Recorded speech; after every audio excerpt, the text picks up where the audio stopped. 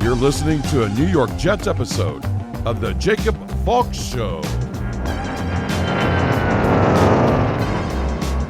He's breaking down the team's latest goings-on as only he can.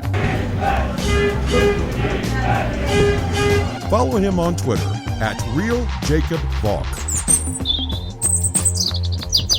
Here he is, Jacob Valk.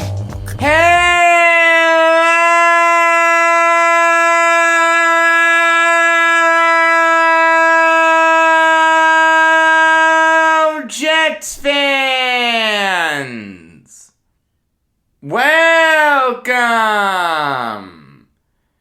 to another New York Jets episode of the Jacob Valk Show. I am the Jacob Valk, except no imitation. It feels really good to be doing this again after missing the last couple weeks. Obviously, I was in Florida, so couldn't give you any Jets shows. It's kind of funny that my first show back is against a Florida team. There is some irony in that. It's also nice to return with a Jets win. Let me say right off the top that a win is better than a loss. That may sound like the obvious statement of the millennium, but if you go on Jets Twitter, you're going to see some fans upset that the Jets won this game. If the Jets had lost this game, they'd have either the second or third overall pick. I don't know if they would be ahead or behind of the Jaguars. Because I don't think the tiebreaker is head-to-head record. I think the tiebreaker is strength of schedule. I'm not sure how it shakes out. But look, at this very moment, the Jets have the fourth overall pick. So yes, a loss would have improved their draft position. The thing is, though, here's what people miss. Tanking can wear on a fan base. Tanking very rarely unites a fan base. More often than not, there are people who say, regardless of the circumstances, I want my team to win. You can't fault those people. There are some people, regardless of the circumstances, that will never root against their team. I totally understand that. I don't like rooting against my team. Have I done it in certain cases? Admittedly, yes, but I don't feel good about it. I mean, when the Jets lost to the Raiders last year on the stupid cover zero blitz, there was a sizable faction of Jets Twitter that was actually happy. I went nuts on this show. My whole point was that wouldn't have guaranteed you Trevor Lawrence. And that's correct, because we had no idea if the Jaguars were going to finish 1-15. Obviously, they finished 1-15, but at that point in time, we had no idea if that was really going to happen. With this win, I think more fans are happy about it than are upset about it. There is a small percentage that wants the higher draft position. The thing is, though, you can't have it both ways. You can't kill this team for its inefficiencies, criticize A, B, C, and D about this team, and then be happy that they lose. It makes no sense. At the end of the day, I think this win actually showed a little bit of progress. Zack Wilson and Trevor Lawrence are probably going to battle each other a lot. I think that the Jets have their guy in Wilson, and I think the Jaguars have their guy in Lawrence. Maybe it doesn't look that way right now, but give it time. I really think both those franchises are going to be happy with the first two picks in this past draft. So in the first battle of these two guys who will be linked to each other for time immemorial, Zack Wilson looked better. Wilson was responsible for 2 touchdowns. He didn't turn the ball over. Trevor Lawrence put 2 balls on the ground, losing 1. Didn't score a touchdown. Choked on the 2-minute drill. It means something that Zack Wilson beat Trevor Lawrence. It means something that the Jets doubled their win total last year. I said this to someone last week. Last year, the Jets were the worst team in the NFL. I don't care about records. Okay? The Jets were worse than the Jaguars last year. I don't care if the records don't show it. The Jets were just worse. This year, the Jets are not the worst team in the NFL. I understand that it's pathetic to hold on to that. I understand that it's sad to cling to clearing literally the lowest bar that I could set for a team. But cut me some slack. My team has won 6 games the last 2 years. I went to Bills Buccaneers when I was in Florida. The great overtime game. I went in Jets gear. I can't tell you how much I heard Jets suck. I know the Jets suck. Stop telling me the Jets suck. You're not telling me anything I don't know. When I was leaving Hard Rock Stadium, all I heard was Jets suck, suck, suck. Yes, they do! In other news, water is wet. But going back to this game, it's important for a young team to learn how to win. I understand that sounds kind of basic, very cliche. It's true. It's hard to win in this league. And when you're decimated by the coronavirus, when you're without a lot of key pieces, when the head coach isn't there, when Elijah Moore isn't there, when Corey Davis isn't there, when your 2 starting guards aren't there, when Mekhi Becton isn't there, when Quinnen Williams isn't there, when Michael Carter II isn't there, when your roster is just decimated, to find a way to win that game is impressive.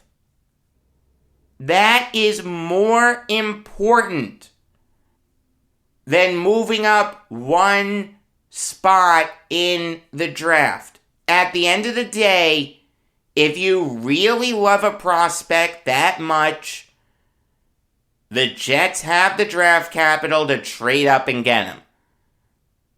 If they fall in love with either Aiden Hutchinson or Kayvon Thibodeau, they will find a way to trade up for one of them. I mean, I gotta tell you, I was really happy with what I saw from Zack Wilson. The incredible touchdown run That was insane.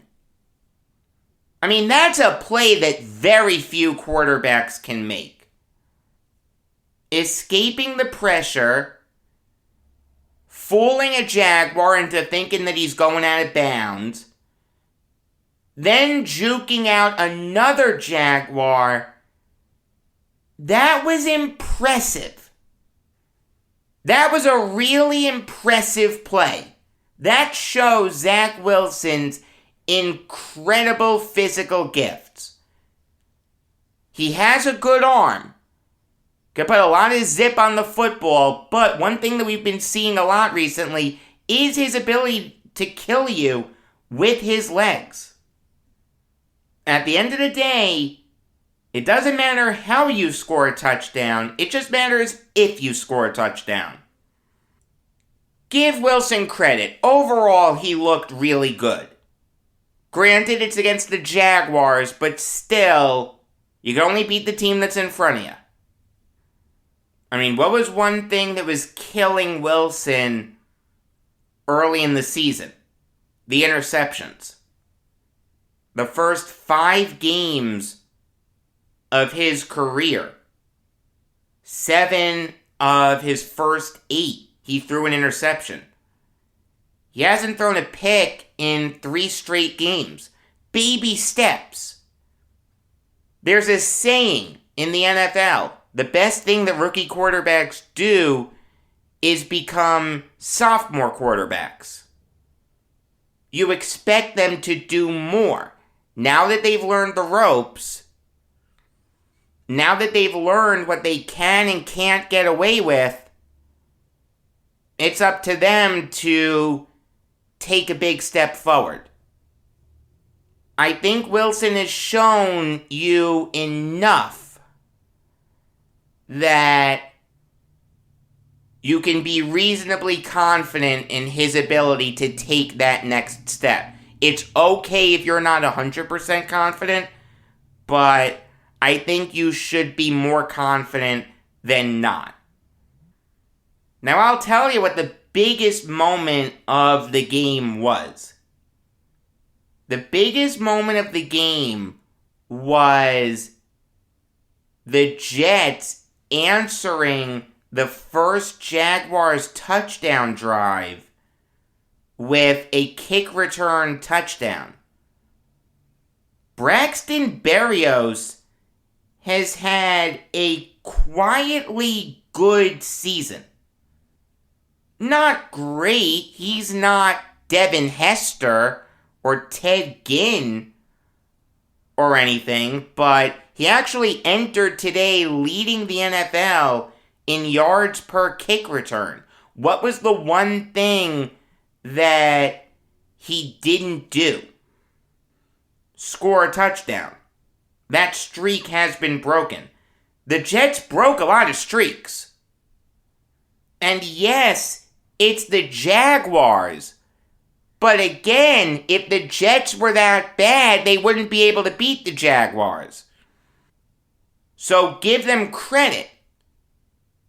The touchdown run by Wilson was the longest run by a Jet since 2018. Isaiah Crowell had a 77-yard rushing touchdown against the Broncos. It's also the longest run by a quarterback since 2015, when Marcus Mariota had an 87-yard run against the Jaguars. That touchdown run is the longest touchdown run by a Jets quarterback in franchise history. But I digress. The Berrios kick return was the first for the Jets since 2018, when Andre Roberts ran one back against the Packers. For whatever it's worth, Roberts' run back was 99 yards. Berrios' was 103. That's the longest kick return by a Jet since Joe McKnight had a 107-yard kick return touchdown against the Ravens in 2011. streak breakers. They're important. It's important to give the fans something to hold on to, something tangible. Because Lord knows this team is going to need it. You know they finish up the season with? The Buccaneers and Bills. The Jets are going to get creamed in those games. So give the fan base something now to be happy about. Finish 4-13.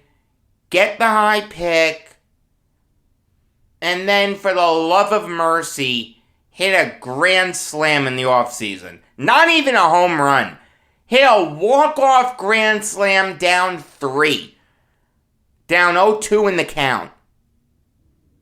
I'll get more into it in my Jets offseason preview. But this is an incredibly important offseason for the Jets.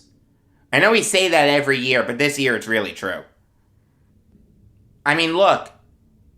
After the Jaguars scored that touchdown, it would have been very easy for the Jets to think, oh boy, here we go again. This is another game where our defense can't do anything. We're going to give up 30 points. Woe is me. But for the special teams to give them a spark, to say, hey, we're not out of this. You have the lead back. Hold it. That's important. The Jets never trailed after that. Give the defense credit. They held when they needed to. This was by far and away the best game that the Jets defense has played in a month. Again, I understand that it's against the Jaguars. I can hear all the negative Nancys now. But it is important to beat the teams that you're supposed to beat. The Jets were favored in this game. This was a game that the Jets really should have won because they are better than the Jaguars, and you know what? They did. The defense showed up. It really played well. All in all, this was a really solid win for the Jets. Was it an ugly win? Yes. But at the end of the day, ugly wins look the same in the standings as 49-0 wins. You know how I say it really doesn't matter if you lose by 3 or you lose by 30? It looks the same in the standings. The same thing holds for wins. It doesn't matter if you win by 3 or if you win by 30. A win is a win and a loss is a loss. Would you like the Jets to clean some stuff up? The answer is yes. No question about that. You've got second and goal at the 2. And you come away with no points. That's bad. The defense comes up big with a Trevor Lawrence sack fumble. Gives the Jets 1st and 10 at the Jaguars 13. What do? Go 4 and out. They run a fake field goal. They need 5 yards. They get 4. One thing that you saw today was 2 teams utilizing the fact that they were out of it to their advantage. We've seen the Jets do this with their weird gadget plays. But Ron Middleton, the acting Jets head coach, was really aggressive. Like, he went for it a lot. And look, when you're 3-11, you can do that. When you're playing with house money, you can do that. At the end of the day, this win reflects positively on him, but if they had lost, no one would have been killing Middleton. So give him credit for realizing that he was playing with house money. Could it have been done better? The answer is yes. You've got 1st and goal at the 7, set up by an excellent run by Michael Carter, who had his best ever NFL game. His first ever game where he ran for over 100 yards. He had 118 to be specific. Give Carter credit. It looks like he's going to be a solid player in this league. The Jets actually had some building blocks on offense.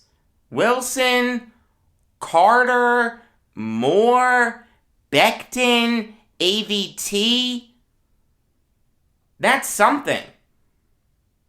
Having said that, though, 1st and goal at the 7, you're up 23-21. A touchdown and an extra point puts the game out of reach. A field goal gives the Jaguars a chance to win it at the end. You've really got to get a touchdown there. The failure to get a touchdown does mean something. And that was a weird decision to kick a field goal there. 4th and goal at the 2. You've been aggressive all game. Now you're taking the points? I mean, I understand it from the standpoint of we wanted to make it so the Jaguars had to score a touchdown to beat us. It just didn't seem to fit your MO. But give the Jets defense credit. They held when they needed to. 1st and goal at the 5. The Jaguars only had one positive play. The Marvin Jones catch on 2nd down. The Jaguars didn't have any timeouts left, so they decided to spike the ball. It's kind of an interesting decision to spike the ball on 3rd down. Like, I understand you want to stop the clock, but if you go no huddle there, you should be able to line everyone up to run a play. You shouldn't need to lose that down. Then after that, no one knowing what they're supposed to do, the Jaguars looking incredibly discombobulated, Javelin Guidry coming up with a big deflection, the illegal shift by the Jaguars. It was just a fitting way for this ugly game to end. At the end of the day, the Jaguars are the worst team in the NFL. And when you are the worst team in the NFL, you invent ways to lose. The Jaguars invented a way to lose. But give the Jets credit for helping them. They gave the Jaguars a chance at the end. I would have gone for it. 4th and goal at the 2. I understand that you want to make it so the Jaguars need to score a touchdown to beat you. You don't want a field goal to get the job done. The thing is, though, if you score a touchdown there, you've put the game out of reach. If you don't score, you make it so the Jaguars have to start at their own 2-yard line. I feel like I would trust my defense in that spot, because the Jets' defense had done a good job on Lawrence all throughout this game. Jason Pinnock was good. Javelin Guidry was really good. Bryce Hall was really good. Jared Davis had a solid game. Will Parks was really good. Quincy Williams was solid. CJ Mosley I wasn't impressed with. You've got to make that interception on the Marvin Jones catch. The Jones catch never should have happened. Mosley had a walk-in pick six, and the ball went through his arms. I'm celebrating when I see it. I think he's made the interception. Then I see that Jones made the catch. How did he miss that football? CJ Mosley is an overrated player. He is not good anymore. Look, give the Jets credit for finding a way to pull this game out. It was an ugly win. The Jets should have been better, but hopefully they'll learn to be better when they're at full strength and the young guns get better. I understand that it's against the Jaguars, but still, Wilson looked really good. Michael Carter looked really good. The defense looked really good. The Jets aren't the worst team in the NFL. They doubled their wins from last year. Baby steps. It's progress. It's small progress, but it's progress.